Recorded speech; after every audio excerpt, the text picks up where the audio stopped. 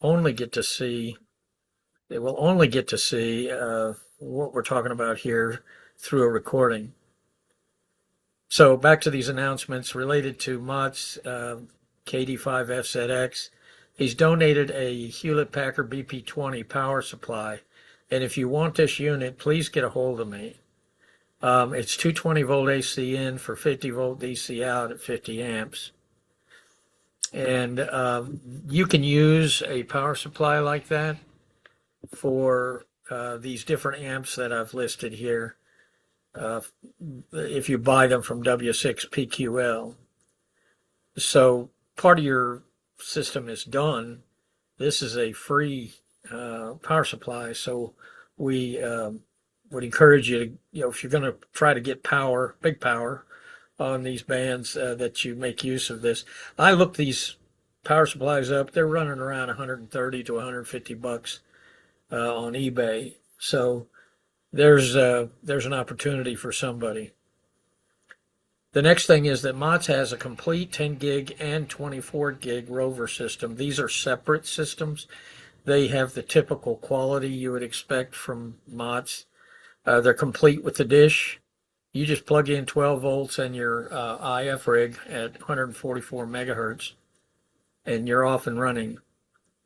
So if you have thoughts of roving, whether it be to jump into 10 gigahertz or add 24 gigahertz for some experience,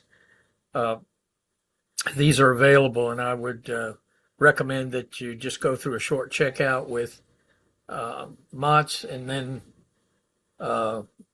you can take one of his rigs and go roving. And next weekend is ideal because it is our contest, leg one, that we work towards all year and improve our equipment and build stuff and go out on microwave activity days to test it, gain the experience, and then actually roll it out on contest day. So that will be coming up next Saturday. All right, that's what I've got there. And how do you want to do this, Dave? Just want to take over the screen? Yeah, I can just share my screen here. Take it away. You guys can see that okay? Yeah.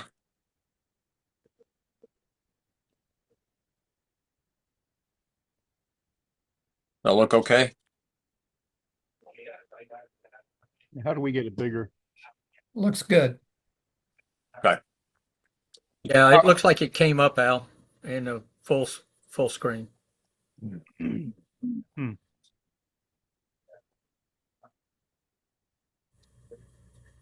We're good? Can you see it okay, Al? Yeah, I don't see a full screen though, but go ahead. Okay. All right, I'm going to show you this monitor box I built based off what I saw from a previous NTMS meeting. And first, let's quick review why we want to monitor these microwaves. The NTMS has invested, a significant amount of resources in building a microwave propagation analysis tool perfected with AI algorithms. The prediction tool feeds on real-world data, so it can measure and monitor real path loss and gain. The more data it has, the better the analysis, the better the predictions. And the back end is this website that's been designed. So in order to capture these beacons, you need a low-cost, simple kind of a box, right? So we're using this L&B that we found out on eBay. Amazon has it as well. We're down converting, and then we're piping that signal into a RTL SDR dongle running on a Raspberry Pi. And then there's decoding software out there. The other part of the software that's been written by the NTMS team has, it's the piece of software that analyzes the signals that it receives and reports back into the main database across the internet. So to build one, it's pretty simple. you've got, repurpose a dish, that low cost $15 LNB, bias T, some voltage, a buck converter, a DC to DC converter to run the Raspberry Pi, and the RTL SDR, and some other parts here that you need to get it going. And we'll use the internet at your house to report back up to the database. So, it took me longer to source the parts on Amazon than it was to assemble this tray of parts. The box was the hardest thing, really, because there's so many of them and they come in all shapes and sizes and they're all costs. It was very frustrating, but I found, I think, one that works, and that's what you see here. I added some extras to my box because I thought it might be handy to have. One was this little sensor, this little BME 680. It's a 4-in-1 environmental monitor. It'll report temperature, humidity, pressure, and air quality all from this little card. You plug into some pins on the Raspberry Pi, and it's very well documented, and it's low cost. This is like $15 to $25 additional cost if you wanted to do that. I also picked up a GPS puck for time and location. Simply plug it into one of the USB ports. This will record the GPS position and make it available to the operating system in any programs that it has. The Pi lacks a real-time clock, but because it's hooked up to the internet, reporting the information that it receives, NTP is available. That's a network time protocol. I also added a fanless heatsink to the Raspberry Pi, and then I added a small LED voltmeter just so I could see in the box if it had the right power. I'm thinking that maybe this could be put out in a field somewhere or on a remote location, and if it wasn't acting properly without having to take the whole thing apart in the field, you could just look up in there and see what was going on, maybe from a solar powered battery box or something like that. Again, these parts are not very expensive. You get 3 or 4 of these LED meters for like $10. This is like $11 for the heat sink, and the GPS is under $20. The next thing you need is some software. In addition to the custom NTMS software that gets loaded on the Pi to report its findings, I loaded up SDR++. That allowed me to test out the system. And then I asked AI to write me a quick little script to report on the BME 680 stuff, and it made this little web page for me. So, I didn't have to do anything except run it. So here are some of my notes. Like I said, it's pretty easy to put together, and hopefully these notes and other things that I have here will inspire you to maybe make one yourself. I used 18 AWG for the 12-volt lines. The IP-rated waterproof DC panel connector. That's probably a little more than you really need, but that's what I used. I also sourced the UV-rated power cord, about 25, 30 feet of it. I've been using my UV5R as a 10 gigahertz signal source when it's tuned up to 432.0125, and I knew right away everything was working just fine. And I used SDR++ to see those signals. There's other parts that you need, right? Like hookup wire, SD cards for the Pi, maybe some SMA extension cables, USB right angle adapters, things like that. I'm using the 3D printed ABS. It's printed in ABS, so it's good in the sun and weather. The LNB holder, it's another freebie that you can get. And then here's the actual, and you get it all working, you can load up the NTMS microwave monitoring system. It's just a download and an install on the Pi. I made a build gallery. If you point your smart device at the QR code, you can pop over here to this Flickr gallery, It has a bunch of photos in it, and if you click on the photos, there's notes and links to where these parts are and how to get them on Amazon. Save you a whole bunch of time if you want to just follow along. Of course, you're more than welcome to source your own parts. Sometimes the journey is half the fun, but and then how do you get started, right? I think the goal here is to maybe get a few more of these monitors. It's pretty easy to get started, right? Find yourself a Raspberry Pi 3, 4, or 5. Everyone's got this stuff laying around, SD card. The LNB, like I said, is $15 on Amazon. I sourced the newer RTL SDR dongle, the version 5, which is the latest. Just the SD dongle is $45, not too bad. And then I wanted the 5 amp, 5 volt version of the converter in case I could only run a Raspberry Pi 5. It comes in a 2-pack, $16, and it has a USB-C on one end and 2 bare cables on the other end. It's right down here in the 2-pack. The bias T you probably have laying around. I did not. I had to figure out which ones I needed and the right voltages, and so I learned more about them.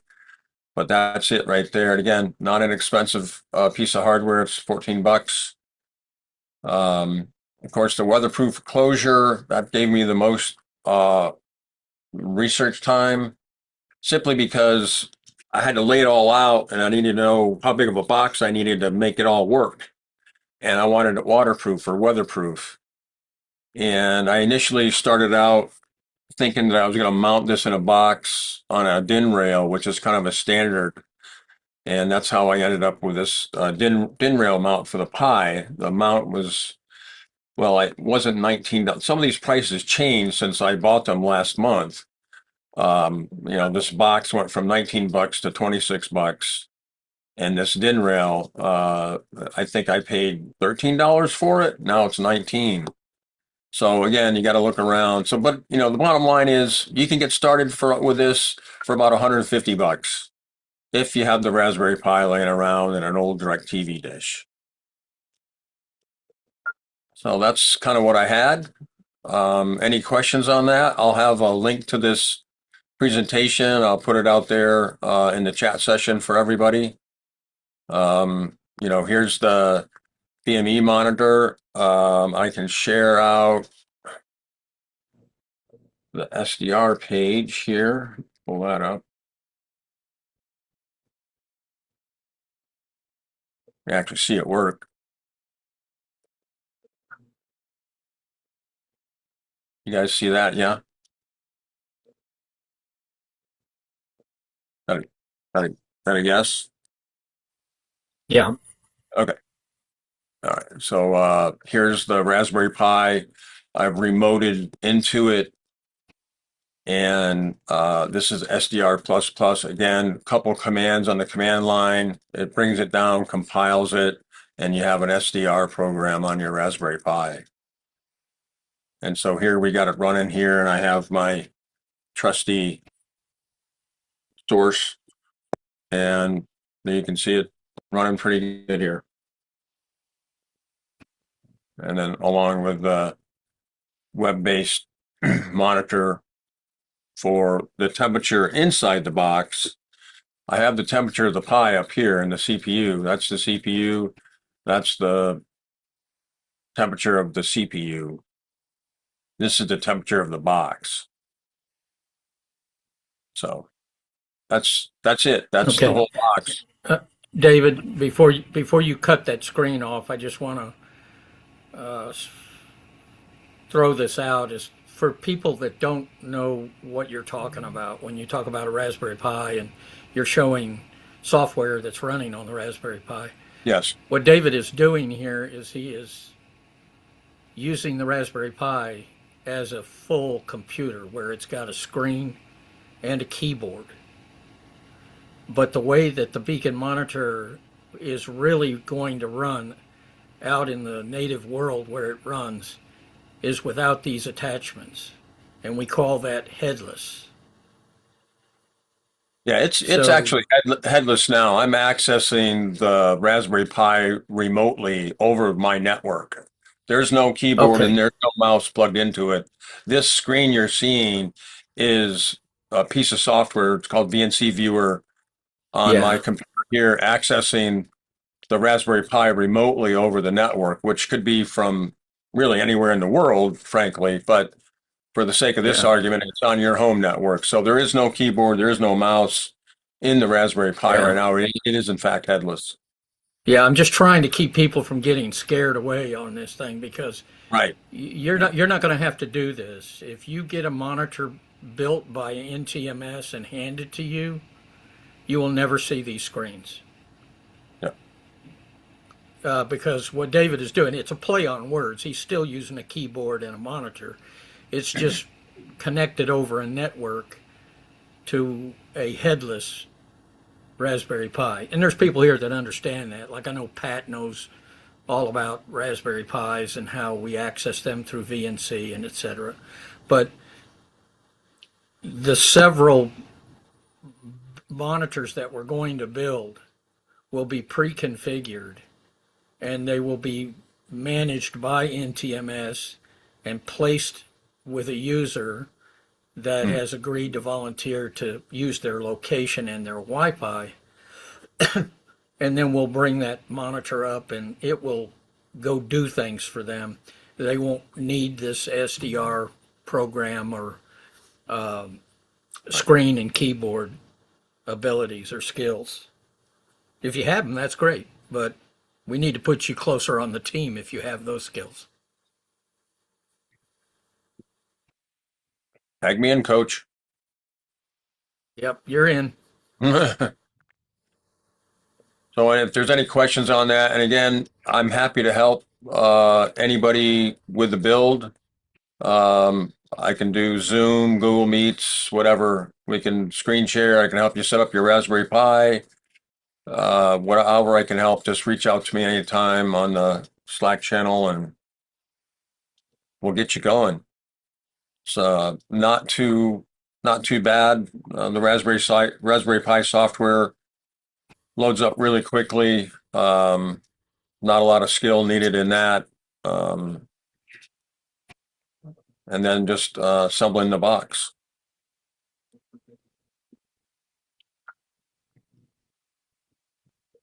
All right, I guess one other thing we could add in right here, although a lot of this next discussion will cover the beacon monitor again, is that these beacon monitors will run fine on Windows, like on a little brick.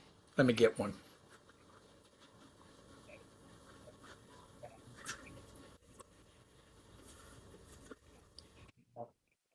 Is what I'm calling a brick. This little thing. Yeah, Um, you can get those and for these cheap. are a dime a dozen nowadays, and it'll run Python just fine. Yep. Yeah, you can get those sometimes under $100. Well, we've got a guy that's got a couple dozen of them that we can make available for free. There you go. Okay, and those have like maybe a little more reliable disk drive than an SD card, but we're going with the model of a Raspberry Pi for now, and we'll see what it teaches us. All right. Okay, so I'm going to go ahead and pull up the next presentation. And I want to ask of uh,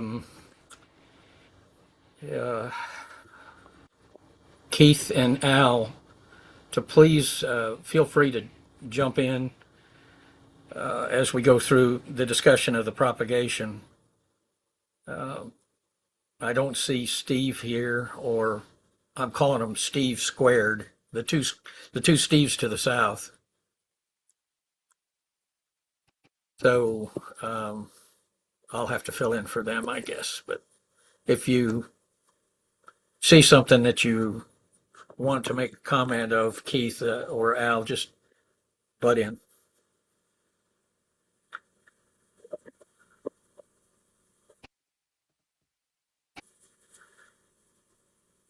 And we're about there. You would know I practiced for a good hour on this earlier, trying to make sure that I could get this right. Yeah, I pulled up the wrong presentation. Here it is. Well, it was there for a second.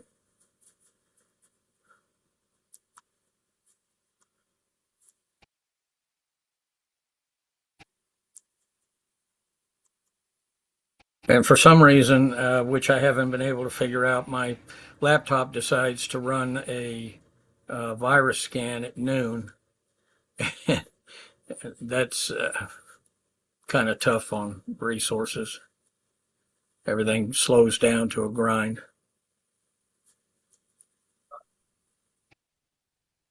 Let's hit it again.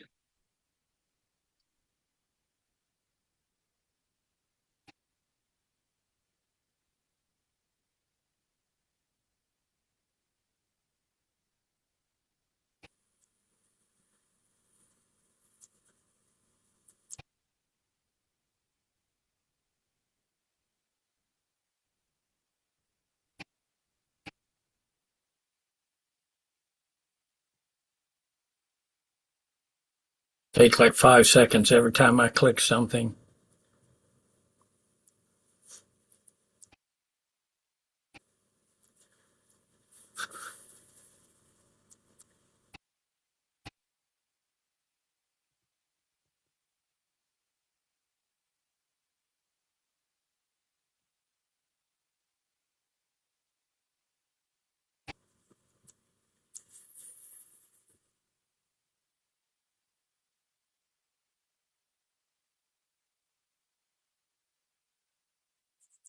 All right. Automated beacon receivers part 2 plus propagation studies.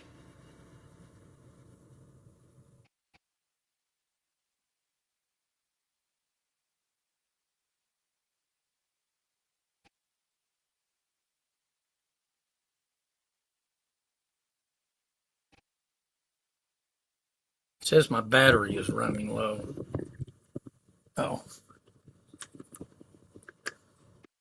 Might help to plug this plug in. Okay.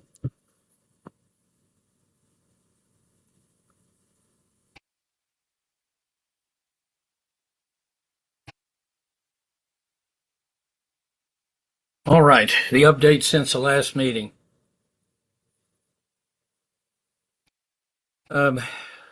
Low-cost automated beacon monitor designs were established. Beacon monitors have been built and tested. I've built 2, an indoor and an outdoor model, and you just saw David and his rendition, which is well on its way. The actual beacons in Ecomite 12IL were upgraded on Monday, which is this past Monday, so it's just 5 days ago. And we have one more upgrade coming.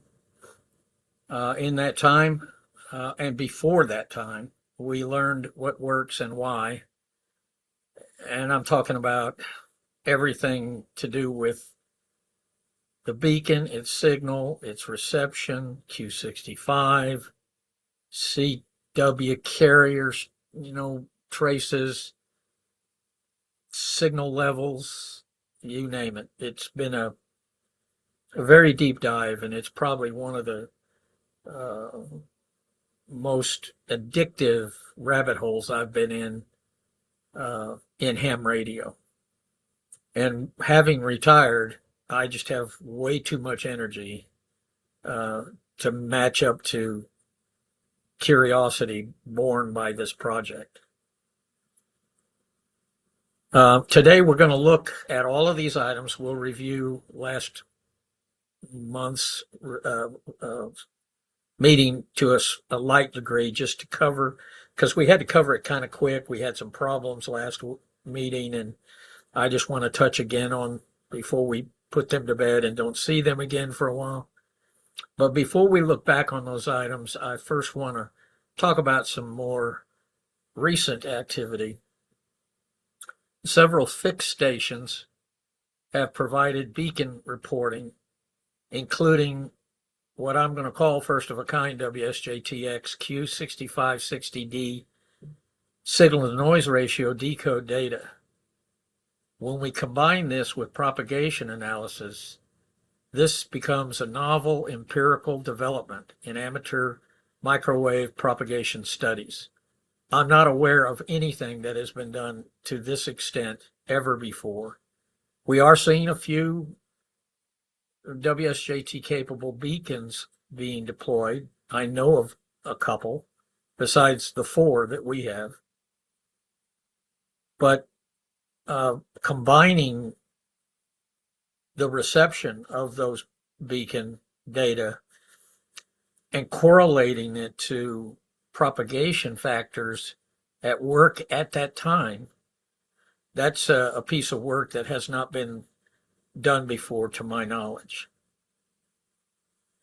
So case studies became possible all week, including yesterday into this morning. So we're going to look at the following. First, urban versus rural simultaneous jitter. That's going to be kind of a quantization of the CW carrier signal, which is not jumping all around like Q65. It's transmitted on a single frequency that's GPS locked.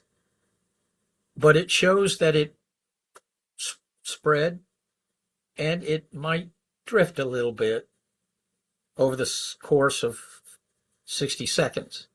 So I call that jitter, and I wanted to understand it. And it's different between what takes place over 100 kilometers in the urban area, over skyscrapers and concrete and asphalt and cars and airplanes, versus the rural environment, which is flat prairie land, small rolling hills, trees and trees and trees, and water and lakes, ranches and farms. So on Monday, we got a chance to see that for the very first time. This is the very first time these people that are involved in that study ever measured the signal. The next was the same kind of thing, urban versus rural, but we saw 2 different atmospheric phenomena. One that occurred to the south was a nice enhancement of propagation, whereas the one to the northeast over the urban area was more traditional or more nominal, you might say. That was on Tuesday. Then on Wednesday, Al Ward began to perfect his 24 gigahertz receptions. I'll say he perfected them. I'm not sure what is fully responsible, but we started to see a correlation, the dew point for 24 gigahertz, but it was just a set of a few hours, one afternoon, one day, one frequency. So we'll have to keep that in mind throughout this whole discussion, because I think a year from now we might have a little bit different thoughts on some of this. But these are our initial thoughts, and I think they're interesting enough to make a program out of. Then on the 6th, we had 2 different recordings going on, or operators out there. Keith, WB5ZDP, and Al Ward, W5LUA, were separately monitoring 10 and 24 gigahertz from the same beacon. I mean, it's located here in EM12IL. It's in the same box. It's got the same synchronized GPS lock. It's at the same height. It has slightly different power output and antennas, obviously different frequencies. But we saw some interesting correlation there, where I'm going to say it was virtually over the same 100-kilometer path. Now, Keith is a little southeast or south of Al Ward, but they're about the same distance, and they cover that ugly downtown Dallas area just about the same. So we have all that to look at. So I want to give you an idea of where these stations are located and their distance. First is W5LUA in the upper portion of this map. He's in Allen, Texas, and he's got 10 and 24 gigahertz decodes who contribute to the studies here. And then WB5ZDP, several kilometers to the southeast from Al, is contributing 10 gigahertz decodes, lengthy studies that go for many hours.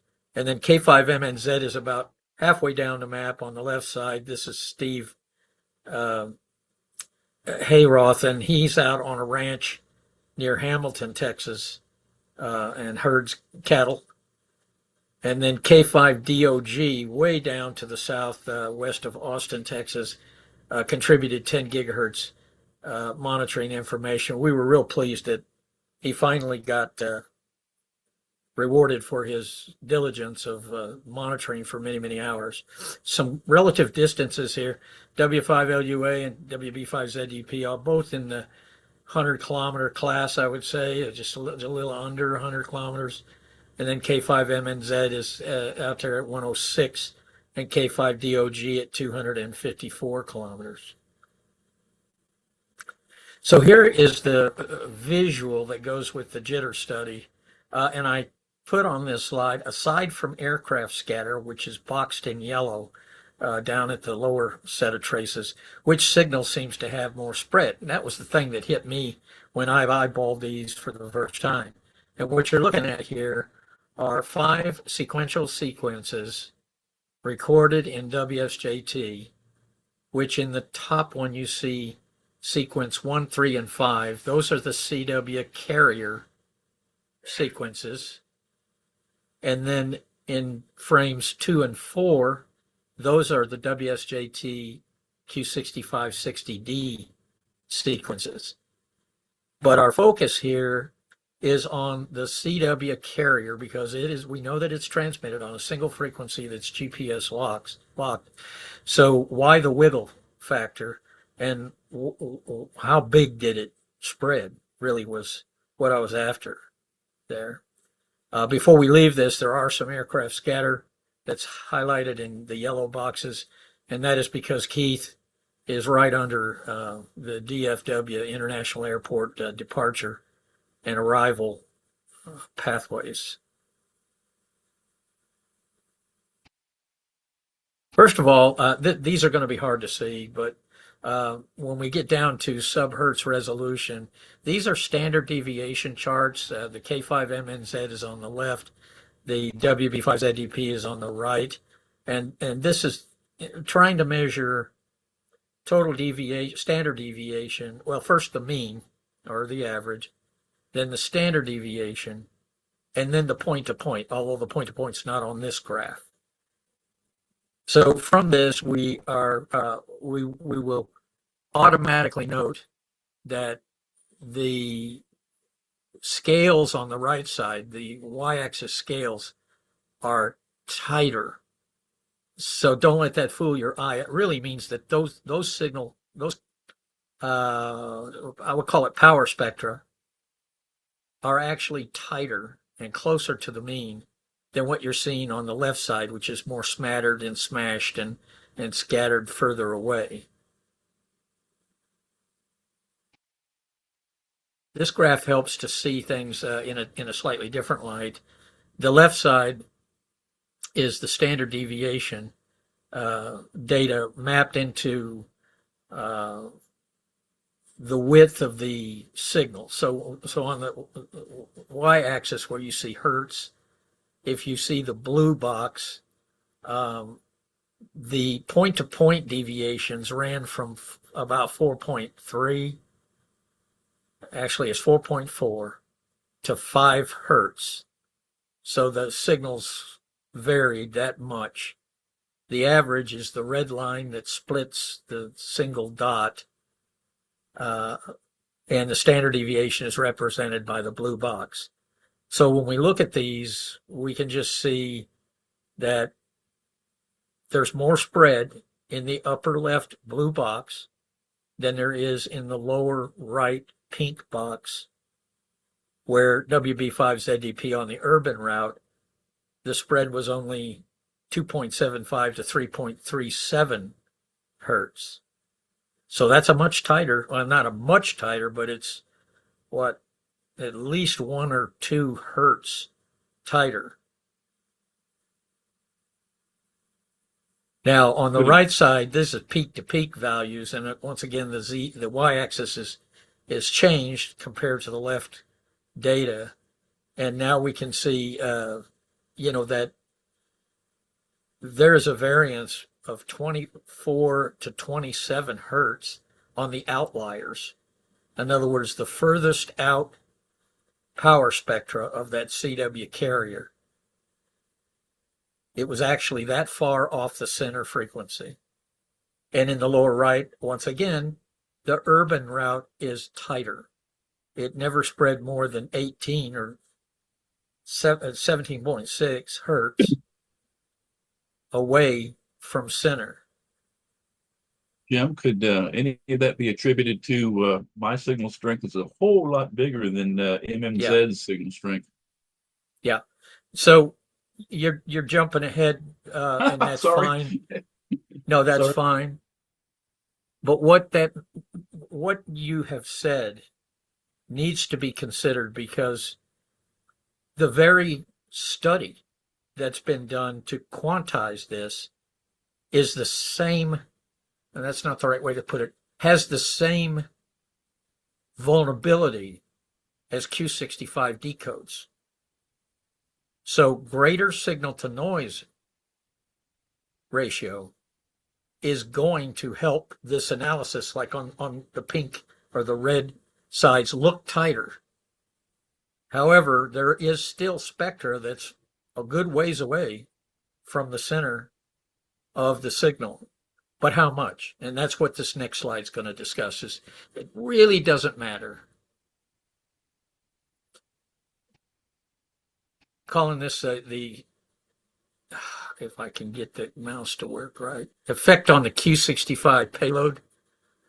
I won't spend a lot of time on this one because it's a little too compressed to understand, but the chart on the right side might speak better. Here are the percentage of symbols out of 85 symbols that have to be transferred, the percentage of symbols that might land in the wrong bin, where Steve at the blue box has anywhere from 4 to almost 9% of his spectrum may land in the wrong bin. Keith has a lower number, all the way from none to possibly 4%.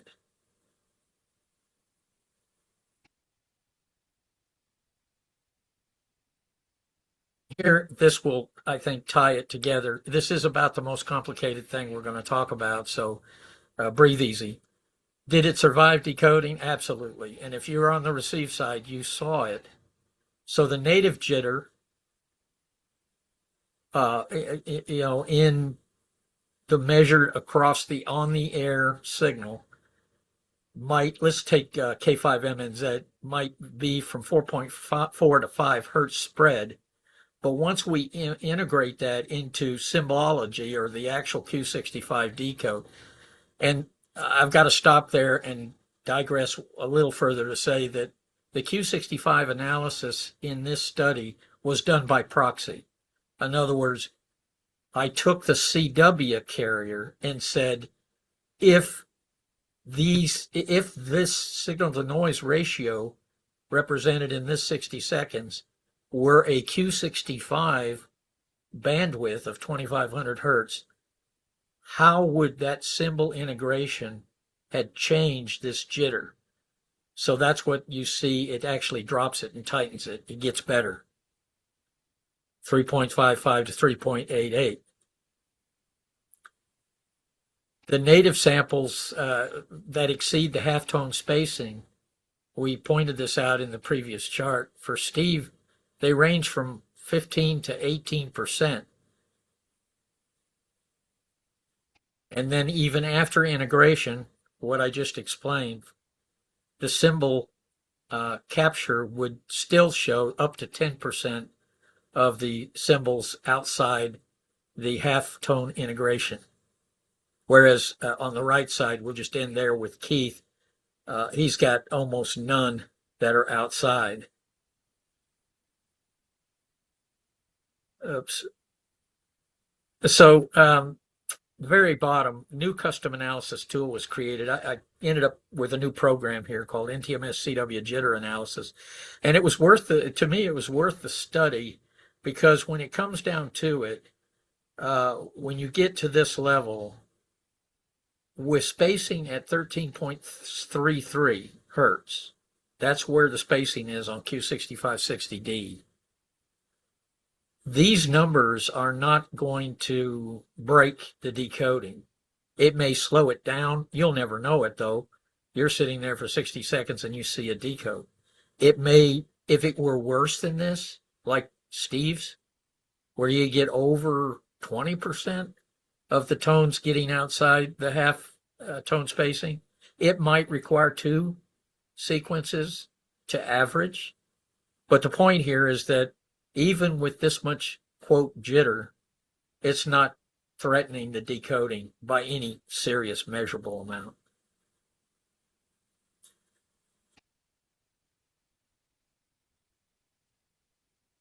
And that a lot of that has to do with the beauty of Q65 timing, is that, you have a transmission, it comes to you at the speed of light.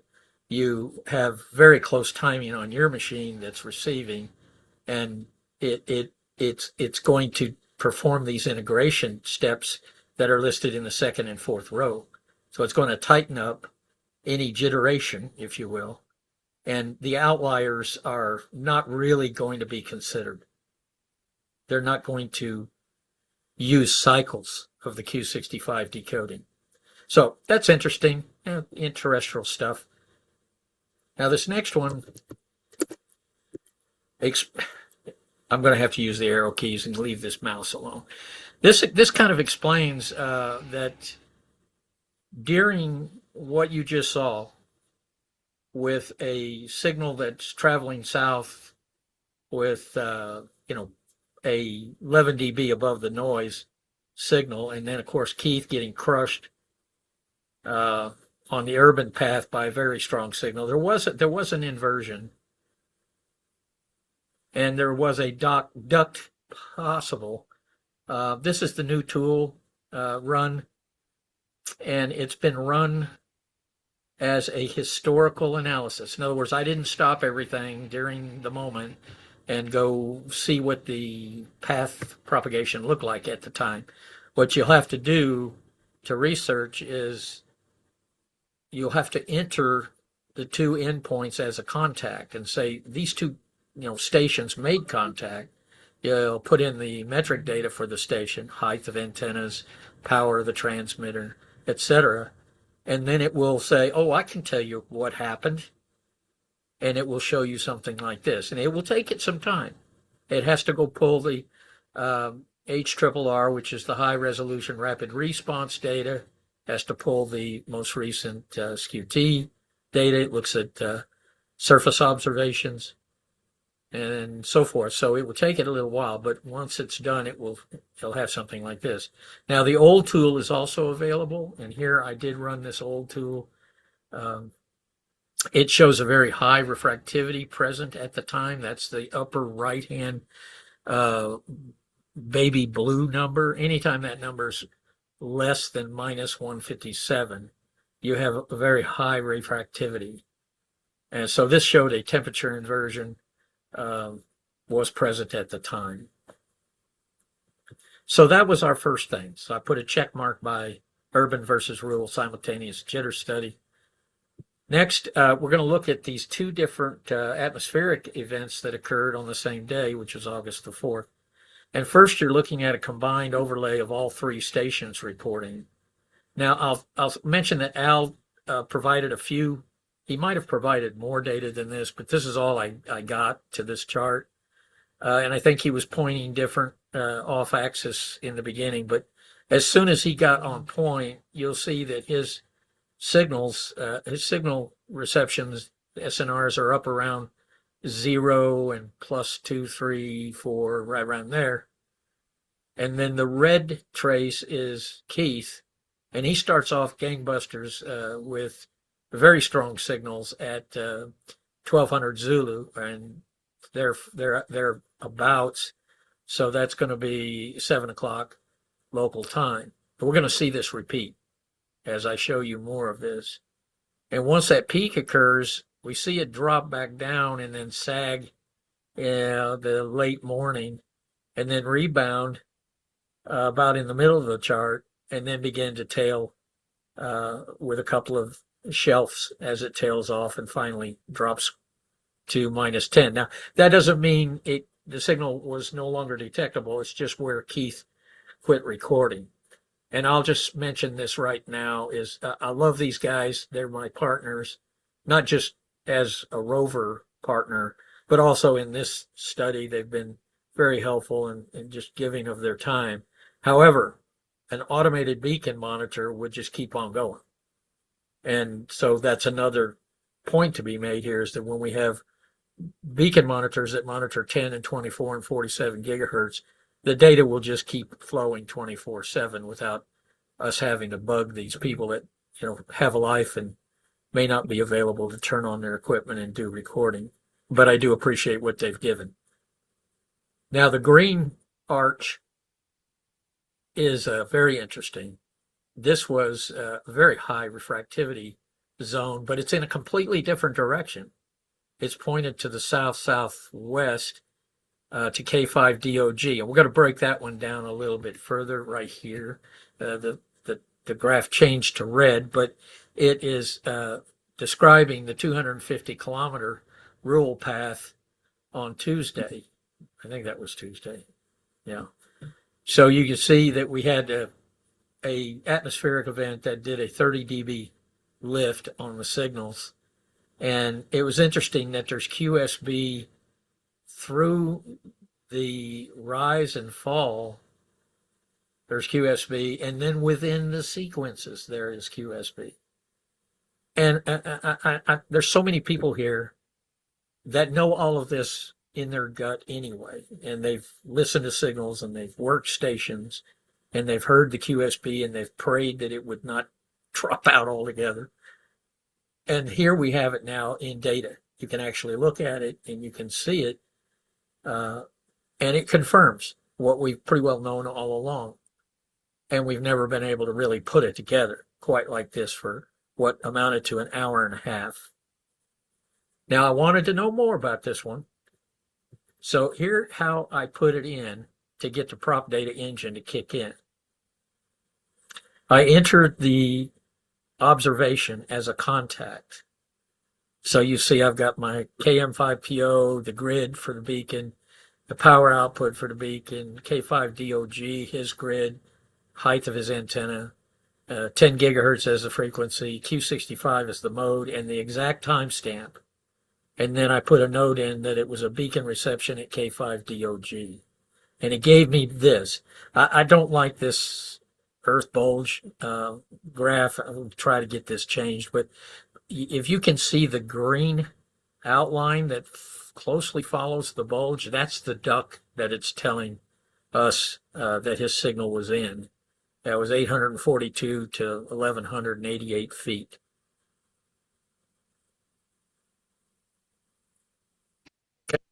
If you know the Texas map, then you know that everything in the world that comes at us is driven on a line that runs kind of like from Sherman, Texas down to Austin. And it just moves from west to east.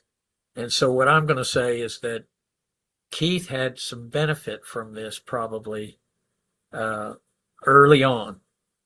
And here is his graph stretched out so that you can see better how the WSJT signal went from a beginning of his recordings at +3 to +6 and then began a decline and hovered around -2 for 30 minutes, add a slight sag, and then a rebound back up to -1. And then it begins tailing off. And Keith has given me 24 hours of data just a couple hours ago, and I've got that mapped at the end of the presentation. And we'll see a lot of the similarity is what we're seeing here, except for this initial jump. So when I went and plugged these into the prop engine, I learned a couple things. The path to K5DOG is more moist at the time of the duct that he benefited from. And the path to WB5ZDP was just opposite, was drier, not a lot drier, but it was drier, and probably did not have much benefit from the duct after the initial few minutes that he was recording. Steve passed this along, K5DOG. At the time of his reception, we had APRS really banging away here with these signals. So that gets us through the two different atmospheres study. Now, Al started to feed 24 gigahertz data, and the first thing I did was working with AI, I said, let's look and see if we can tie this to something, because we know that 24 gigahertz tends to like a low dew point, as does 47 gigahertz. But what I found, and I'll cut to the chase, what I found is that our dew point readings that you can get on the internet are surface readings. So they may not reflect what's in the air 1,000 feet above that. So I'm keeping that in my mind, and I'm thinking we're going to have more data, particularly weather data, to understand this better. There's a little gap in this data. This is where Al stopped to make a sandwich or something, have breakfast maybe. And you see a nice sine wave on the lower. That's his WSJT fluctuation of signal to noise over those time stamps. And it covers about 2 hours of data here, where the signal came up above, reached decode threshold and began to giving decodes. He did get a blind decode. The rest of these are averages, but the red diamond is a direct decode, or a one pass decode at minus 21 dB.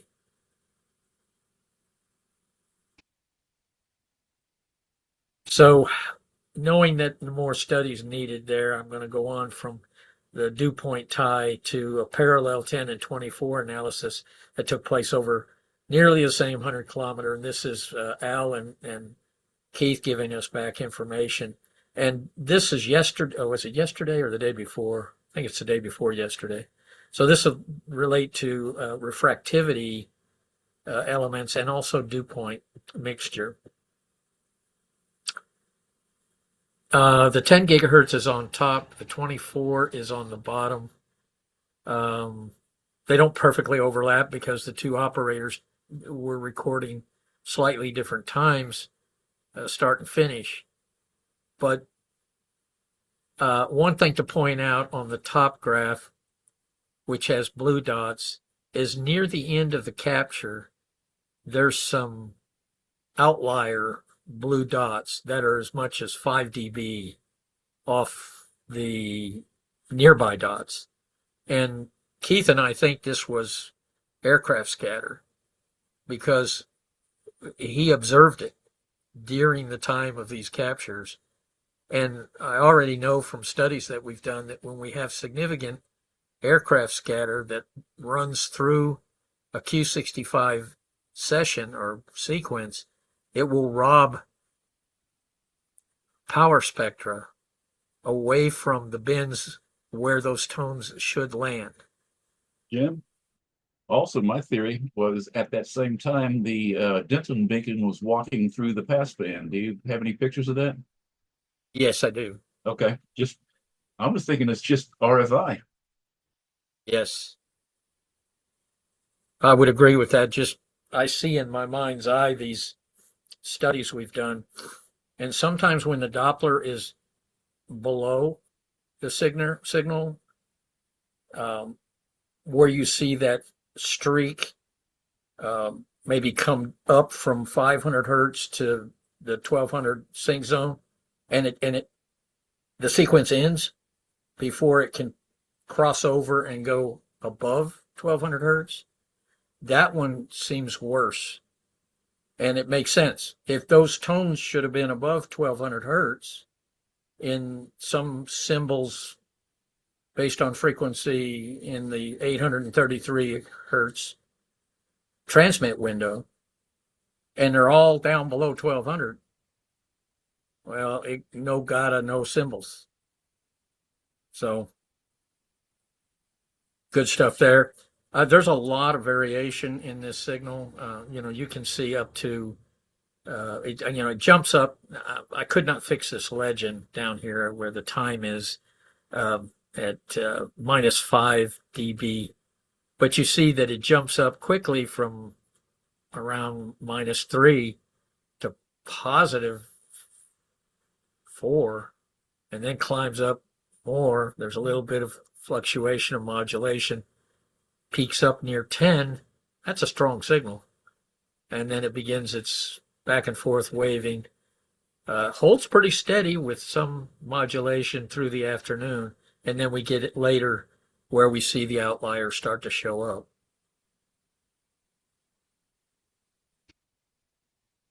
The lower signal is what Al recorded in the violet color. And there is, first, I just want to talk about the chop up at the end of the data. Here at, I don't know, 7/8 the way through the thing, you start seeing some gaps.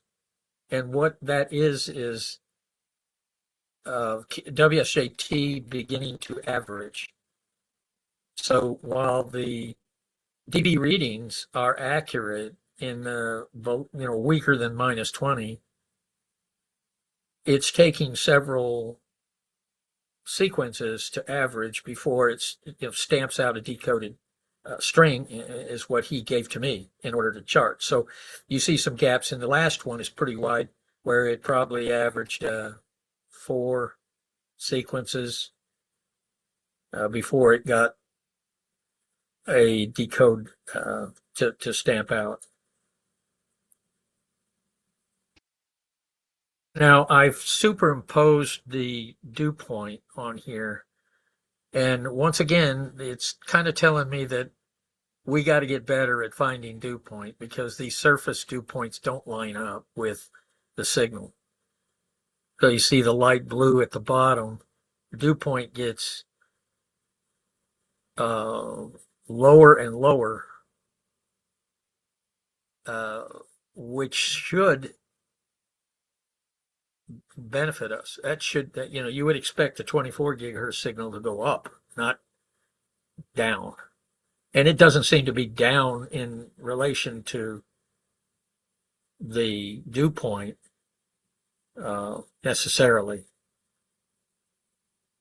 So it's not a negative to me. It's just you got to get more data signal.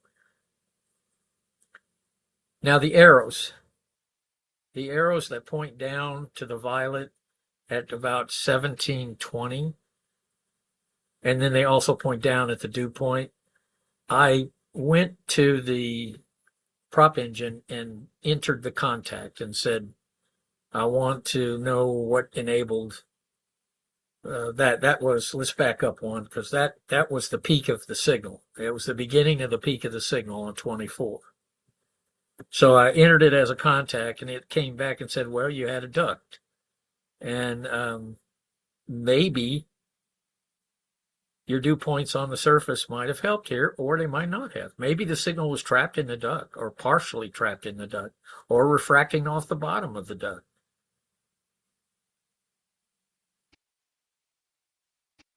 If I go back and look at this one more time, this is a pretty big change in the dew point from 70 or near 70 degrees to 60 degrees. And yet there's just not the impact to the 24 gig signal that I would expect. So that one's telling me we need some more homework. And that is everything that we have from this week except for this one. Keith, you want to talk about this one again? I guess I can.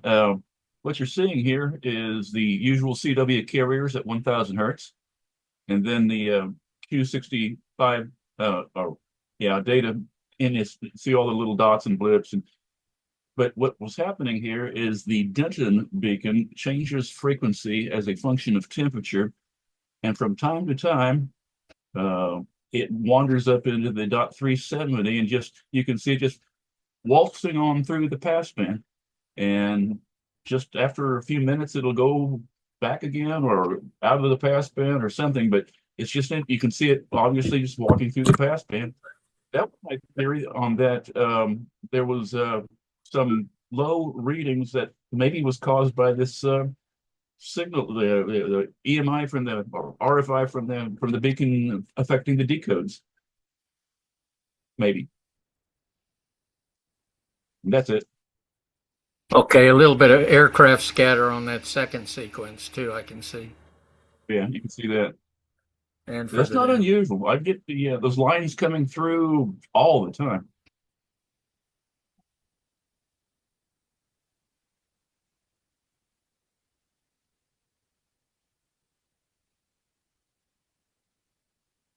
Well, I looked up this the intercept sequence about when the Denton beacon line was going to cross over, and I looked up that time on the weather metrics, and it was 100 degrees. And it had just reached 100, so apparently that's about when the thermal drift forces the frequency to reach 10,368, 370 or thereabouts.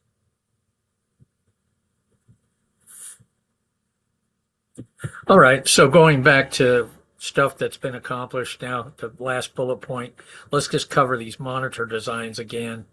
This is the most basic of all, and this is similar to what we have built right now. David had a demonstration of his version of this. It was pretty much just like this, had a few extra components added to it. And then here is a bill of materials. He's also got the one that he's linked to, which may be better to use since it will take you straight to the parts if you're interested. Here's one that's realized here. This was the first one that I carried all over the Metroplex, measuring the beacon and looking at how it would register in the Python script. Here's a model number 2. This is for bands under 10 gigahertz. I'll try to build one of these by the end of September anyway. It wouldn't be too hard, but it's basically just using a more capable SDR that can handle more frequencies. Other than that, it's the same back end. Now, the Python script would have to be changed to handle the different frequencies, and the Python script could also actually execute or raise pin outputs so that you could flip filters or relays for, say, antennas. Here's a number 3 model. This is using existing equipment that you have where you would, instead of sitting there and looking at it or coming back and forth looking at it, you would just flip it over to this SDR that will be set to your IF coming off the transmitter. And then the Raspberry Pi would just report bang, bang, bang, bang, bang up through to the NTMS database. And then here's a number 4, which I have not built yet, but I've written the code, just haven't put all this stuff together to properly test it. But this would enable WSJT decode. So again, there's not too many beacons that have WSJT payloads, but there's going to be more coming. And we need to be ahead of that and have a design that will handle that. Here they are clumped together in a table. Shows the pros and the cons. Here's the pieces and parts for the digital capable signals. You just got, unfortunately, what I'm going to use to start with is a Bodner, but that's just too expensive to meet our criteria.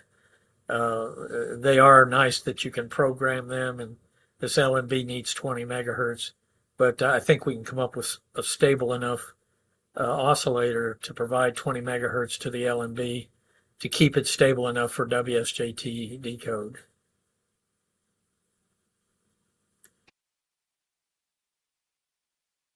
So when you're going to put one of these monitors, you have to choose the location around your QTH, consider how it'll be powered. It needs to be in range of Wi-Fi connection, or you could use Ethernet. Indoor could be in plastic, using the Wi-Fi antenna printed on the Raspberry Pi printed circuit board. But you can fit the unit with an external Wi-Fi antenna. Outdoor units in a metal case obviously will have to have an external Wi-Fi antenna. For volunteer ops that have said they'll put one of these at their location, NTMS can perform the full job of building it and configuring it. We have a information gathering form that we go over with you, and we might need to do a site survey just to see. In other words, actually bring one of the units to your place, run it not headless. In other words, run it with a screen and a keyboard, or remote in with our telephone or some other computer, and invoke a shell script that just sits there and pulls the access points that it can see, and it gives us a dB strength reading. I did it here, and you have to have all the units on the same network. So the Raspberry Pi, the device that's accessing the Raspberry Pi, they have to be on the very same network. So if you're in threat of losing the connection to the home Wi-Fi, it can't be on that network. I've learned this from experience. So you get your phone, you get hooked up to it on your phone. Now you have to keep the phone within Wi-Fi distance, but you can move it all around. You can move it out until you find that spot where the dB reading falls down below, like, minus 80 on your Wi-Fi, your home router. Now you know you've gone too far. That's a site survey, and we might have to do that if if it's going to be outdoors particularly. And you pull the code from the NTMS GitHub site, run a calibration script, which is optional. We pretty well know what the values should be without doing that. If you do run a calibration on the gear, then you update the monitor script, or we do this to use the gain and threshold values that came from the calibration. And then you start the monitor and validate the beacon is being received.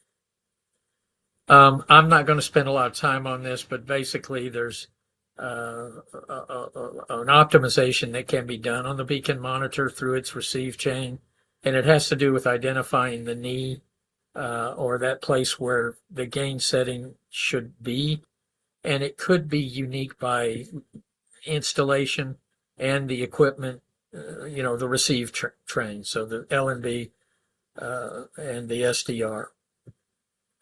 Here's how you do it. You point to cold sky. It does this and does that. It prints a table. And then it also produces a recommendation. There's some code here if you care to look at it, but it basically shows how the setup to the monitor calibrate works. A moment to talk about DBFS, because DBFS is the terminology used by the beacon monitor, and it's because it's dealing with digital data, and so it's not the same as dB signal to noise as we know it in WSJTX. DBFS stands for decibels relative to full scale. It's just a statement of how loud the digital sample is relative to the maximum value the file format can represent. I did a demo. I'm going to talk about this more than spend time showing it to you, but I think some of you missed this at the last meeting, and the reason for this demo is kind of a proof of concept that we can receive two signals from two different beacons that are close in frequency. And we can split that signal and see it received on WSJT at the same time it's received by the beacon monitor. So it kind of brings a bunch of ideas together, because we'd like to have a monitor for 47 gigahertz that can see two different beacons at the same time, mostly because the monitor costs so much. But if we could position a 47 gigahertz monitor that can see one beacon that's 25 kilometers away and one that's 20 kilometers away, then we've killed two birds with one stone. So we set that up here. So we took the transverter, we split its output. Its output's at 144 megahertz. We told the beacon monitor that the center frequency would be 144.370.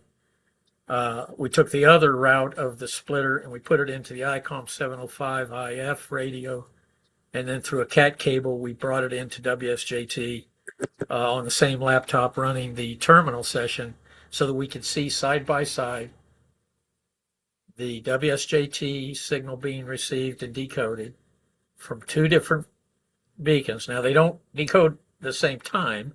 That would be more of a MAP 65 idea. You have to retune the IF to see each 47 gigahertz beacon decode. But the Raspberry Pi, using the IF from the transverter, split off from the transverter, does quantize both signals at the same time. They're 6 kilohertz apart, as you can see in this diagram. 47088, 359. That's on a tower here, and it does not sign KM5PO anymore. So we made everything sign W5HN. So even that one. And then the one below it was sitting here on the bench.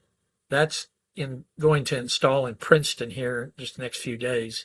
And its frequency is 47088.353. Okay, and so this is what will spit out first when the monitor is started, and it will tell you, hey, you've told me that the IF frequency is going to be 144.360. The LNB-LO is not important here. The span to sweep is 100 kilohertz. You can go up to 2 megahertz with that, but I've told it I only want you to sweep 100 kilohertz. That's 50 plus or minus 50 kilohertz around a center of 144.360. And then the sweep interval will be on 5-second trigger. And then the threshold, which I got from the calibration step, is minus 50 decibels full scale. So, it's got signals have to be above that threshold. They have to be stronger than minus 50 in order to be considered by the software. And then I said, I only want 3 signals evaluated. Now you can have up to 5 or as little as 1, but I knew there were 2 beacon signals and also wanted to see the noise. So if I said 3, it's going to find the 2 beacons and it's going to show me the third as either a spur or noise. And so then it begins. And then it starts spitting out information, as you can see down here at the bottom. One more, just to remind, the one of them is up on a tower, the other sitting on the bench. And I'm going to start this. You're not going to hear it, but you will see the thing start. So that's what I want you to see, is that it's going to start, and here it starts chunking out this information. And you see, it actually just did a decode there. You see values down, pretty hard to read.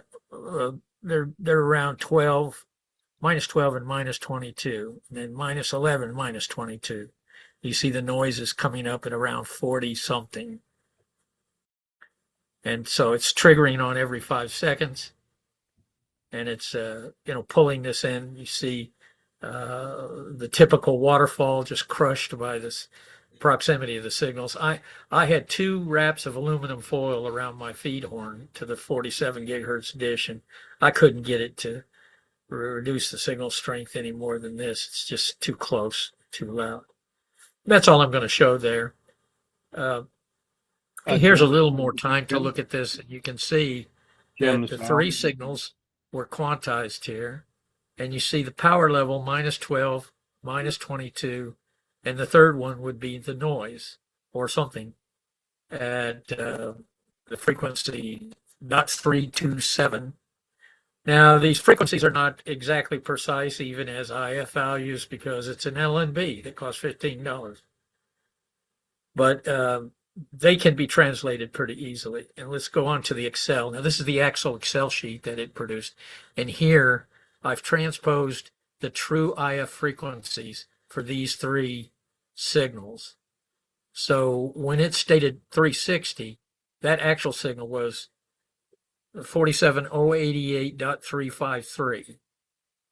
And then when it stated 144.366, that is 6 kilohertz higher, and it really translates in red. It says 144.359, but it's 47088.359. So you can see the 6 kilohertz spread there.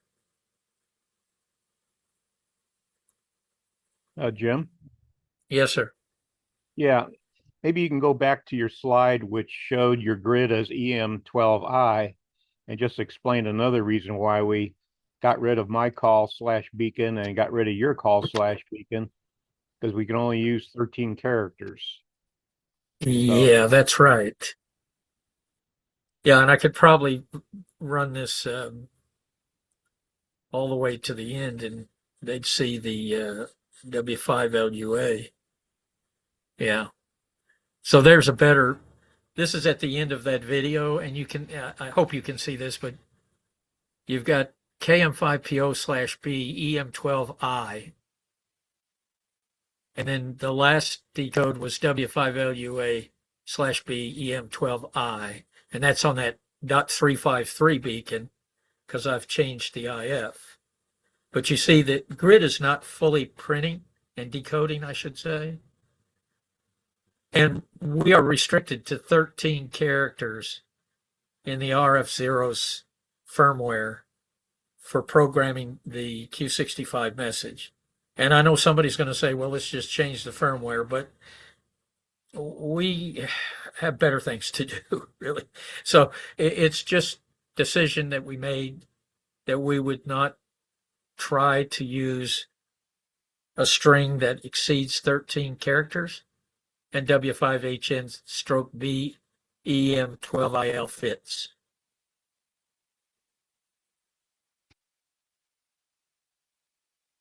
So basically get a 1x2 call for your beacon. Yeah.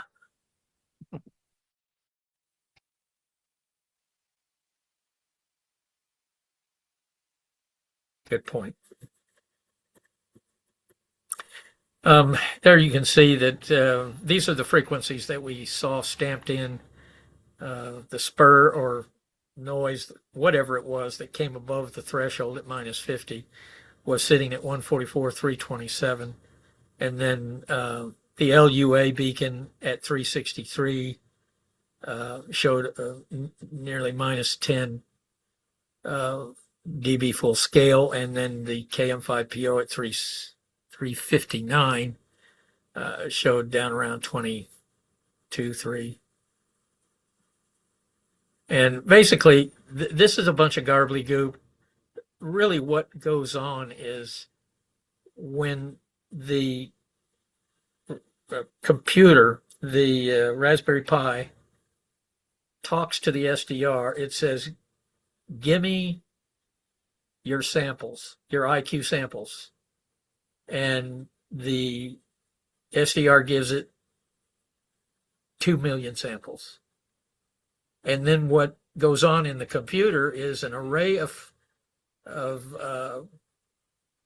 frequencies are first set up, and then a corresponding array of power levels are set up. So it's sweeping and finding frequency and power spectra levels and it just puts them in two corresponding arrays. Then step two, it walks those arrays. It looks at the signal array, and it walks only within the bandwidth that you specified, which I didn't show because it's actually 5 kilohertz. So when it finds a peak, it narrows in on it and says, I'm only going to look at 2.5 kilohertz either side of this thing I'm calling a peak. And that's all this gobbledygook means here. Once it gets those peaks identified, this thing down here that says returns, that's computer talk for I'm done. I need to hand back what I found. And it just lists the peak frequency, the peak power, the decibel full scale, and other tuple data. And it lists them strongest first. It'll list as many as you said to fine. And this is just the best I could do at explaining the computer programming, higher level language. All right, so we've gotten down through a bunch of this. Now let's talk about the upgrades to the beacons. This was as of Monday. I worked on this Sunday. Unfortunately, I couldn't play as much in the contest as I wanted to, but I was driven, is a good word for it, to get this thing done because it's been sitting flat square in the middle of my workbench. When I pull it off the tower, it bugs me because it's sitting here. Anyway, put in a new PA. I was able to pick that PA up at Central States from Steve and Sandra. They had one. And I was able to just pick it up right there and order a second one. That raised the power by 10 dB. And I know Keith and, well, everybody is happy that now they can believe there is a signal. And then on 24 gigahertz, a new PA was installed, raised the power by 15 dB. That came from Jerry, K5SOP. Thank you, Jerry. It's in use. And then we replaced a slot array that was about 4 inches high with a 27 dBi lens horn. And you can see the picture over here. The lens horn is sitting up above off the corner of the beacon box, and there's a piece of flexible WR42 waveguide that is coming out of that box with the lens, and it snakes like an S curve and lands on top of the beacon box, and it's screwed in through the case to a Mott's Begston WR42 transition on the inside of the box. In fact, we're using one of his WR90 transitions over on the 10 gigahertz slot, which is behind the PVC. And there's a couple of other Mott's WR42 transitions in use on the 24 gigahertz deck that are on either side of a waveguide filter to try to reduce the LO leakage that comes off the WaveLab board. That's a different story as far as all that's how we made those beacons. Here's the next upgrade. I saw the lady come just an hour ago that was carrying the Demi box, so I've just received the second Demi 3-watt PA. And I have a power divider I'm looking at right here that I got. It's a good one. Maycom. 8 to 12 gigahertz. Hopefully it'll take that 100 milliwatts that I've got to drive through there to make these PAs light up. But anyway, the idea is use a power divider, run 2 Demi 3-watt PAs, the current one and one new, add a 12-inch dish or a horn pointed south to the Steve squared, and then keep the second array active as the slotted waveguide for omnidirectional coverage. And I say, Al, when this goes up to Denton, it goes as a full package. So, you have a waveguide slot up there with 3 watts, similar to what we have now. And we have a dish pointed to the south group, trying to keep them in detection range. And then on 24 gigahertz, I have some dishes here. I have a bunch of them that are 35 dBi, which we could put one of those up there. That would raise our ERP by almost, well, it'd be at least 8 dB, maybe 10, but it's sure going to make the pattern tight. In fact, I've been noodling on how I could make that a receive system first so that you could send me a signal and I could peak up on it, and then I could turn it off and make it a transmitter so that I know I've got it peaked.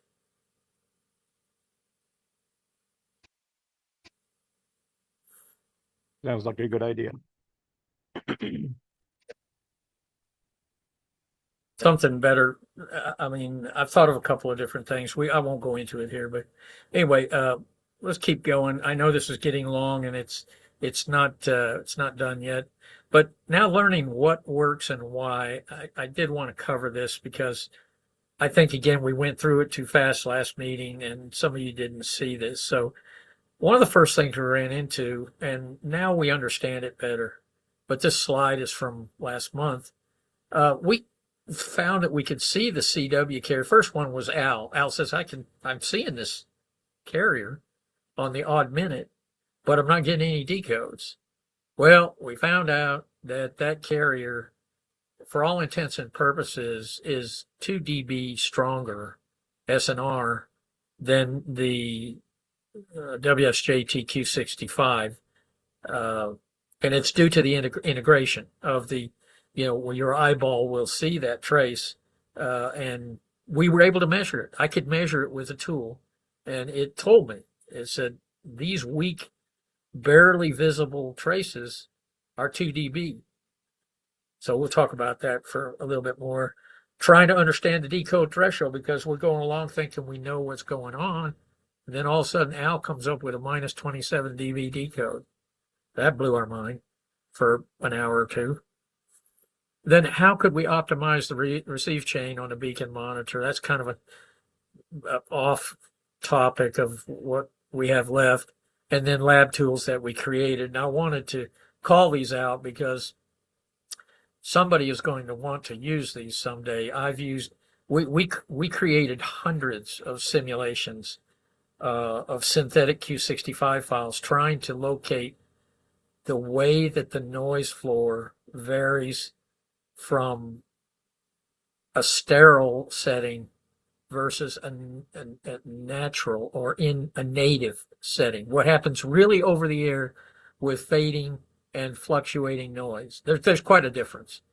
And the people that made WSJT used synthetic files to do their development, at least initially. So we're tracking on the same. They probably know a lot more than we'll know, but these tools were built and they belong to NTMS now. We also have some analysis tools that will break down both synthetic and native files. So here's the trace, and you might be able to see it. It's just a real fine, fuzzy line under 1,000. Now, what you're seeing here is a screen grab of a replay of just the CW carrier sequences that we obtained from W5LUA. There was no Q65 decode in between these sequences, even though you don't see those sequences here. So he sent me the WAV files. I replayed them, just replaying the CW carrier set in order to make this screen. Now, remember what I said about us finding out through tools that the CW carrier was essentially 2 dB stronger. Oh, not stronger, 2 dB signal to noise. Well, if it's 2 dB signal to noise, then does it not reason that the Q65 was lower than that, was weaker than that, and therefore not decodable? It does in my mind. So forever and ever, you're going to see the CW carrier show up first before you get a decode. I wanted to just read these underlined one last time because This is from the old quick start guide. This is not in the new quick start guide. I'm glad it's not, because it's a little confusing, and people read this, they pick out what they want, and it's not the full story. So look at this again in light of what can we learn. First of all, we know that a beacon message cannot enter the a priori pipeline, the AP pipeline, and it can't because of the message structure and what type of message it is. There are types of messages. The threshold sensitivities, the SNR in 2500 hertz bandwidth yields 50% probability of decode. So everything on this chart is prefaced by that. So when it has a threshold listed over here, it's saying only 50% have a probability of decode. It doesn't mean, oh, that's God's truth there and we're going to be able to do it every time at 27.6. It means it yielded 50%. And it's going on to say, were measured for each submode using simulations over the additive white Gaussian noise, AWGN. Well, that's how our synthetic fob builder works, and that's not reality, as we found out. As with other recently developed modes in WSJTX, a feature called a priori AP decoding improves sensitivity by several additional dB as information is accumulated during a standard minimal QSO. Emphasis on as information is accumulated during a standard minimal QSO. AP is not going to just give you a, I'm not going to say never, but it's not AP depends on an aggregate of a QSO developing. It kicks into its strongest degree when it sees a set of call signs. It sees an R type report. It sees a RRR, which is an R type of report, and a 73. So it depends on a progression to get the full benefit of AP. So we started playing with this. After Al got the minus 27 decode, I went back to the lab. I'm calling it the lab. It's really just the computer and artificial intelligence giving us a hand. The way to interpret this is that if you look at the upper left-hand blue, baby blue, you see that it's on a horizontal row with minus 26, and there's a 1 above it. So what this tells you is that with a 1 dB broadband dip in noise, you automatically get 50% probability of a minus 26 dB decode. Go over to 27, go down to 27. It only takes a 2 dB improvement in noise to get into the 50% decode ability. And I don't think we should go any further to the right. In fact, this chart should probably be changed, because I don't think we can ever expect 3 dB, 6 dB, 10 or 14 dB changes in the noise. But we do see some noise that varies, and I was able to quantize that. So once again, just to go over this, 2 dB improvement makes possible a 27 dB decode. W5LUA's 27 dB Q0 single pass decode sits in this range down here where you see in the middle of this zigzag a blue dot on the 50% decode line. So all it would have taken is a so-called 2 dB dip, which ain't much.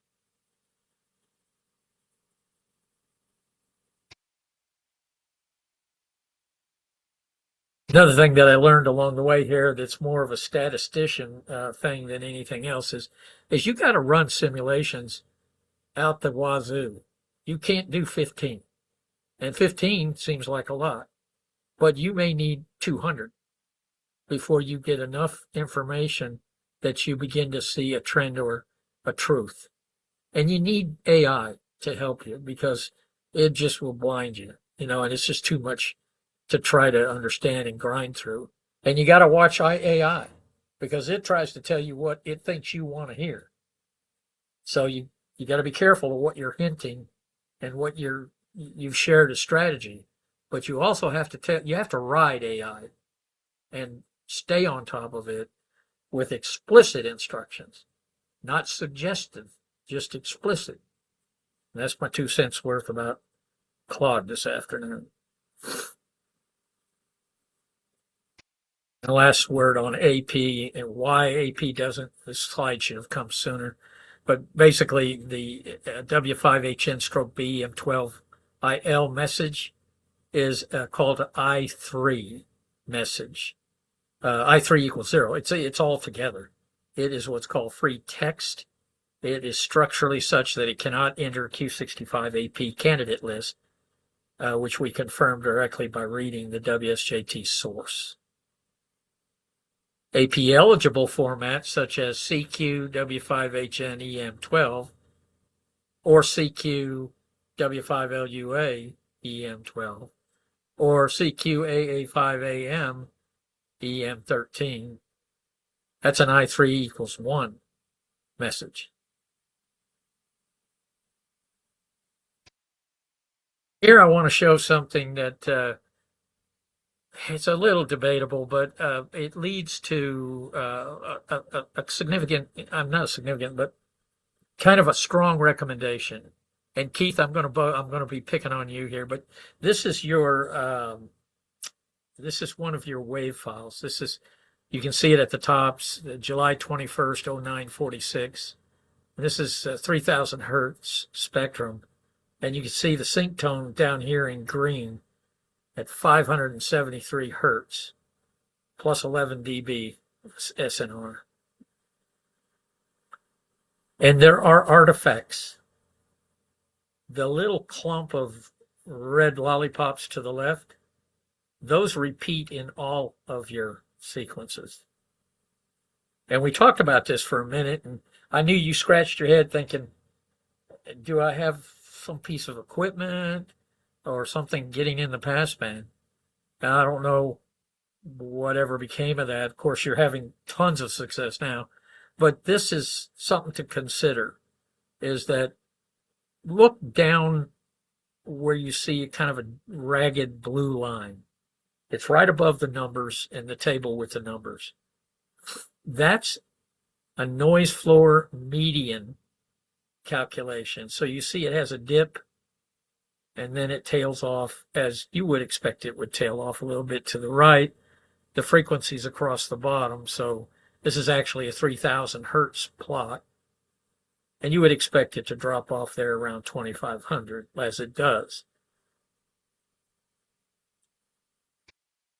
Now, the reason I show this and bring it up is that Al gave us last meeting a reference to DL3 WDG instructions on how to set up and use the reference spectrum. And the last slide in Al's presentation is talked about the advantages of using the reference spectrum and said under some circumstances, decoding of very weak signals can be improved. Decoded signal to noise ratio accurately likely to be improved, and allows echo mode to find weak, widely spread signals. And I put a link in here so that you can pull it right up without having to go even to the website, the NTMS website, and looking at last month's presentations. This is something probably our beacon monitoring team should do. It's not a hard procedure. Got about 4 steps.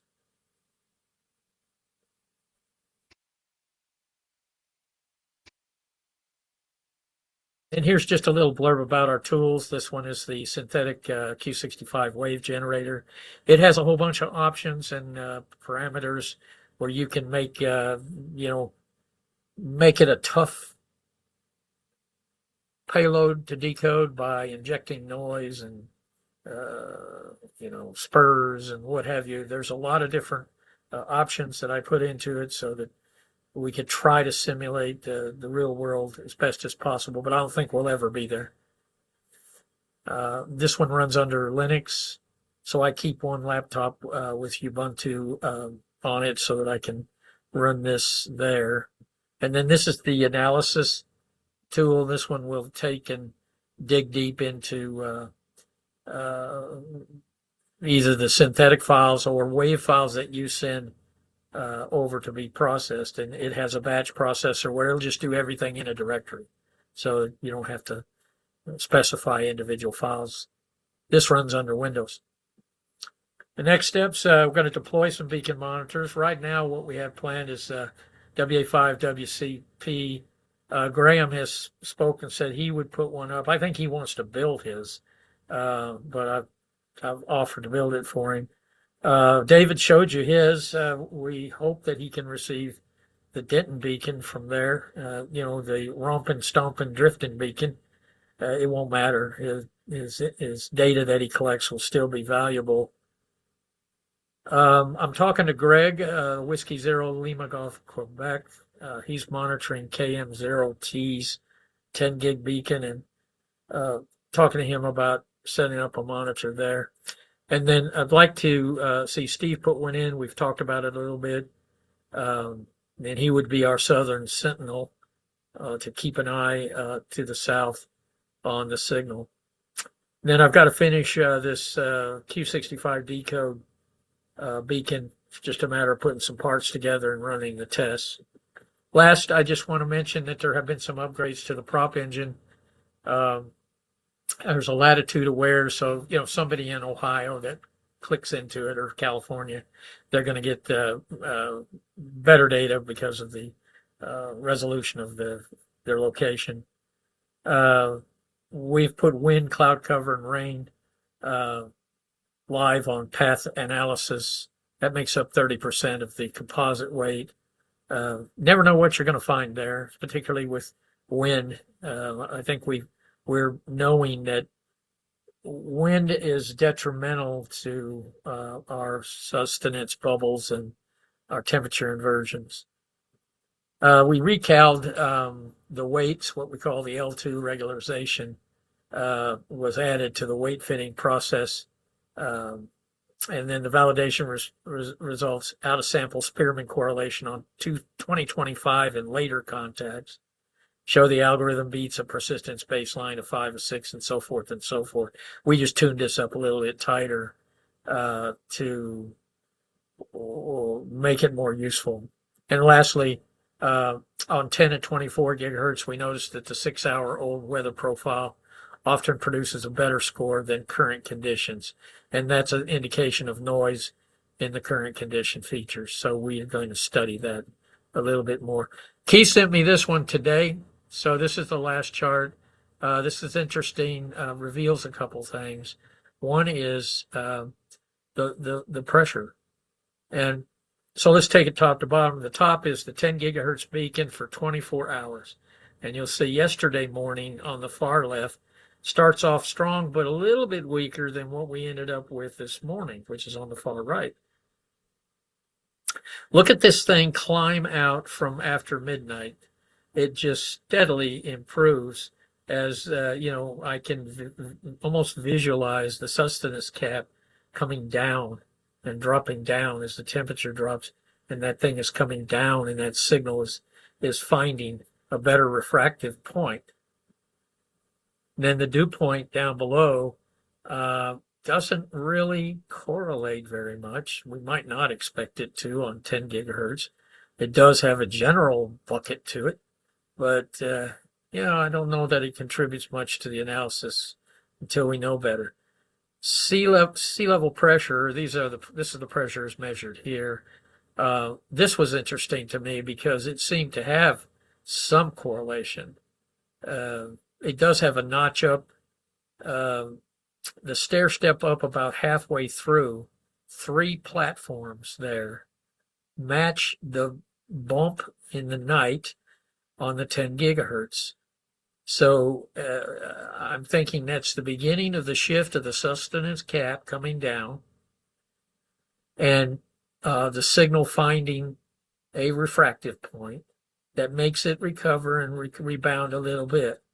Then it drifts back down and then begins this nice big strong climb up as the pressure has risen and is stabilizing and climbing even further. Anyway, there's a story in there. And I think we can say pressure rising early in the morning is a sign of subsidence cap building. The dawn point is right where you see these first set of blue dots spiking on the right, upper right side, the first set. That's dawn. So that's interesting right there. That interesting transition from dawn over the next 10 minutes. Be cool if we could see that again. I got a bunch of links and references here, and that's all I've got.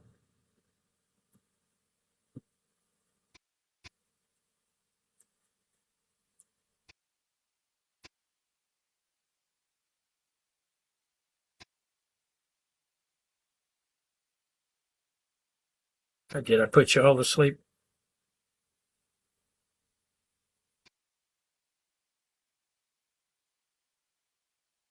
No, it's very interesting, Jim. Thank you. Yeah, that's really slick.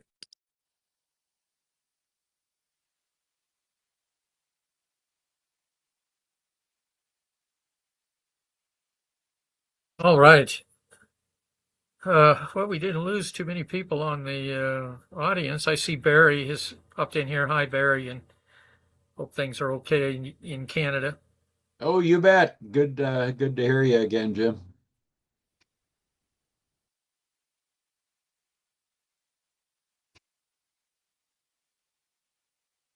Good to hear you too, Barry. I see Mott's on. Welcome, Mott's. We miss you, man.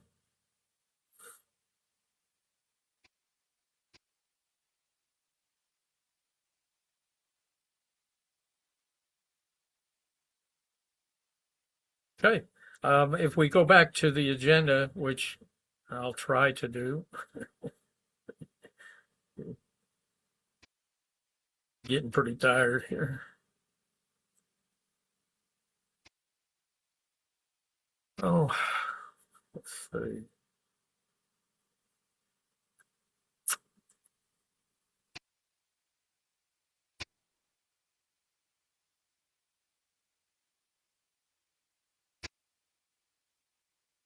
Maybe just do that.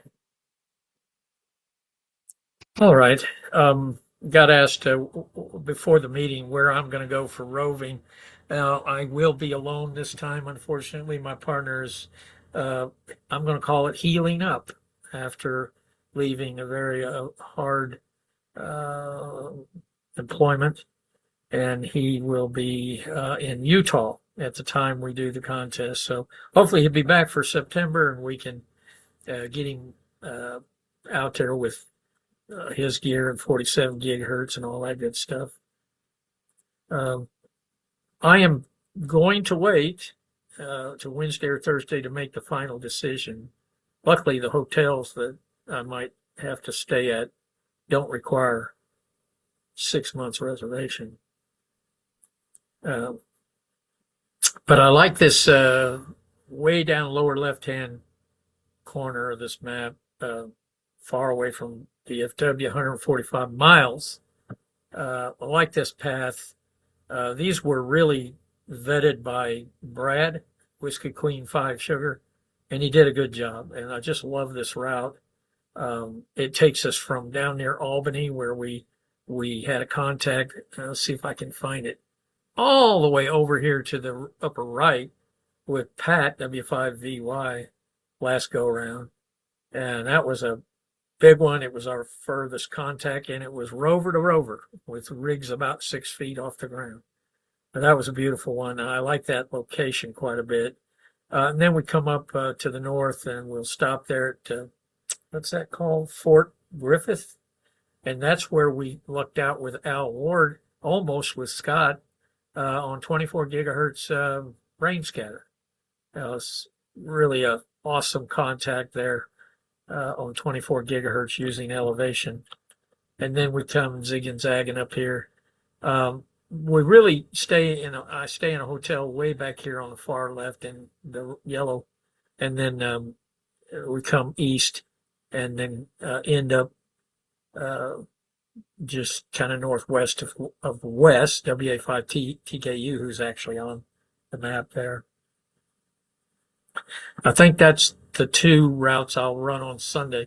Now, if the predictions are really super good for 24 and 47 gigahertz, I'm going to stay close and ask Al to put 47 out on his fly spotter so that we can knock out those high count contacts, high point contacts, and see if we can do that. And we still have September with which to handle that, but anyway, that's my plans. Looking at the August calendar, we're about through with the EME contest. We have the 10 gig and up that I just spoke about coming up next Saturday, and there is a Hamfest in Huntsville on the 22nd and 23rd. That, I think, is also a national ARRL convention.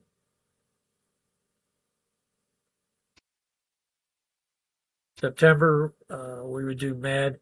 Al, keep me straight on this because I think we talked about September having conflicts, but this morning in the state of mind I was in, I just put MAD for the 5th and 6th, and then a monthly meeting at David's Seals location on the 12th, which overlaps the September VHF. Yeah, I mean they're busy times. Same with August. Kind of mimics August, and it makes it even worse because there's a Labor Day in there. So yeah, that's got people's family plans. yeah.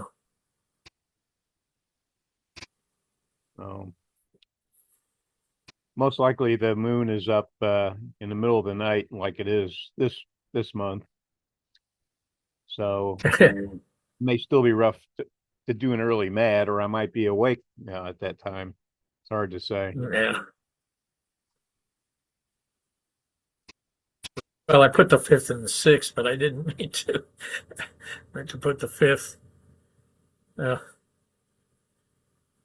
All right. So then let's drift into October. We have microwave update. We'll be doing these presentations on propagation and beacon monitors and all that good stuff up there. Looking forward to seeing the gang again. And then there's an EME contest at the end of the month, October 31st. Here's our perpetual 2-meter net, 6-meter hoot owl. I know we asked Al about that not long ago, and he said he still calls that net. And then we have our lunch. There's always a handful of free goodies available there, or there has been anyway. And that's at 11:30 in Richardson at the Texas Smokehouse Barbecue. And then we have these activity nights and, of course, the MAD. As far as the business meeting, the old business, so we had a strategic rove idea to Mina and Mount Magazine. That didn't happen because propagation did not occur, and ain't no sense in going. But it is here now, so it would have been a good week maybe to have been in Mina and Mount Magazine. And then still looking to firm up a date for VUCC attempt trip to El Paso, Texas. I need a volunteer to help with this, but looking towards the fall, late fall potentially. We have a couple of operators that have spoke up, and if you're interested in going here, we do have equipment we can loan, but what we would be trying to do is get VUCC for either 5, 10, 24, and 47 gigahertz. Jim, a comment? Yes, sir. Our speaker next month is going to be NJ6D, Chuck Claver, and he actually talked to me about work in Texas from a place in Arizona, real southern Arizona. And of course, I mentioned our friend from El Paso, Mike KD5KC, but I think we should talk about this when Chuck is Zooming with us next month Okay. and try to collaborate something. Did he say whether it was like Mount Lemmon? No, it was another place. Okay. Yeah, we certainly want to talk about that. And I guess I need to broaden my perspectives because I've looked all over New Mexico and couldn't find, closest thing was up near Albuquerque, and it's still not a record. It might be line of sight, but it's not a record. So I guess I'm very keen to learn more.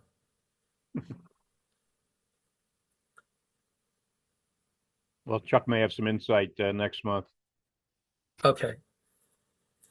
I haven't done anything on this micro grant application. You can tell what I've been doing, and it hasn't been this. So I still need to consider that's probably next year. And then we were rejected to first go on the Zoom nonprofit rate reduction request, so I need to get back to that one. I'll probably stay here on this slide for a little while. As far as new business goes, I have mentioned this once. You're going to hear it mentioned more. Al is the one of the chairmen for Microwave Update next year. It'll be held in Dallas in Louisville, and we're going to need volunteers.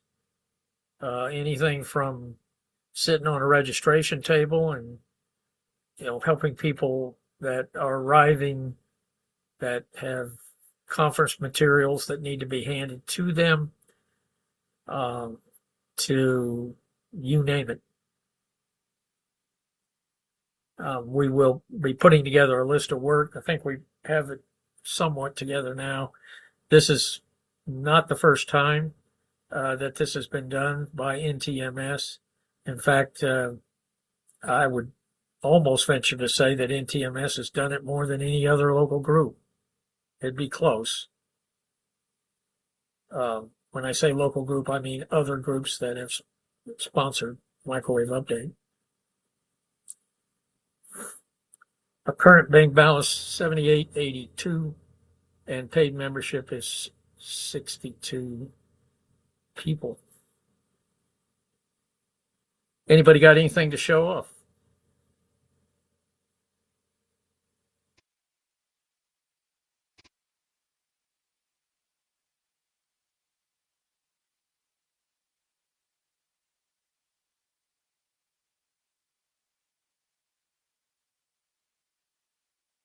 All right, nothing heard there.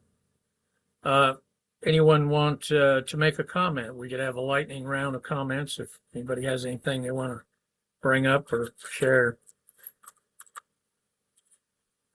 Jim, you were talking about dew point at various altitudes. I bumped into an article that talked about ACARS, the data link from commercial airliners to their company, and VHF links.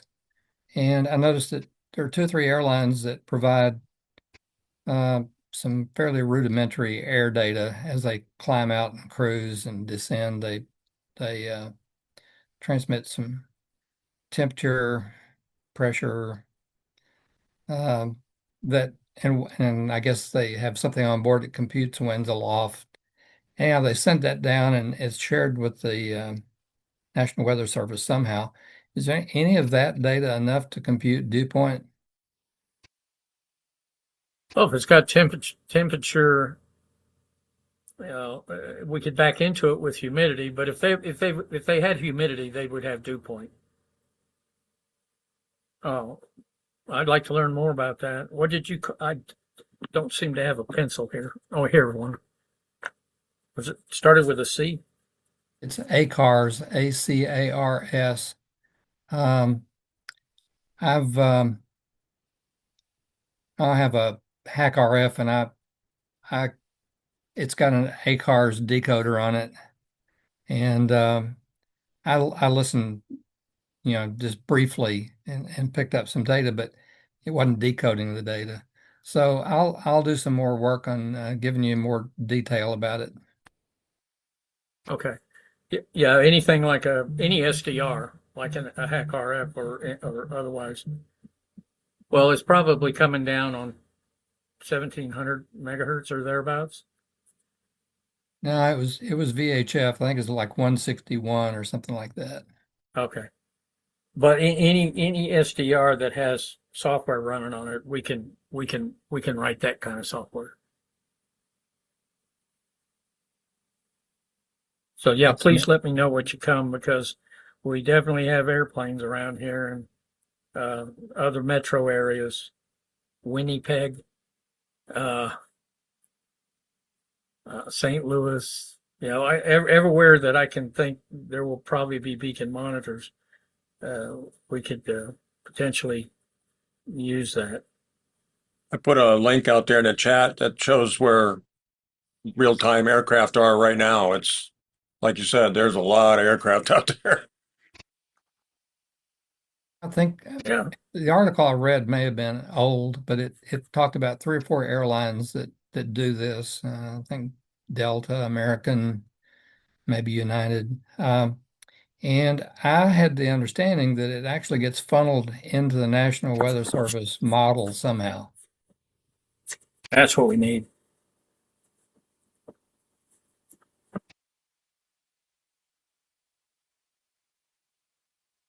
I'll dig up what I can and send it to you, Jim. All right.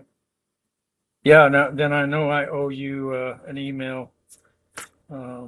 Talk about some route planning.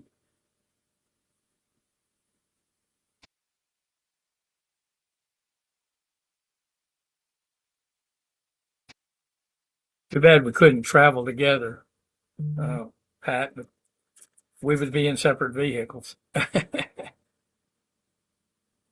Yeah, and my itinerary is still subject to change. Sunny's tagging along. She's going to stay with her son Ward while I'm out roving, and I don't know what else may be required.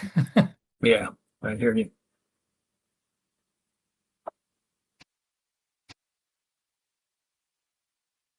Well, going once.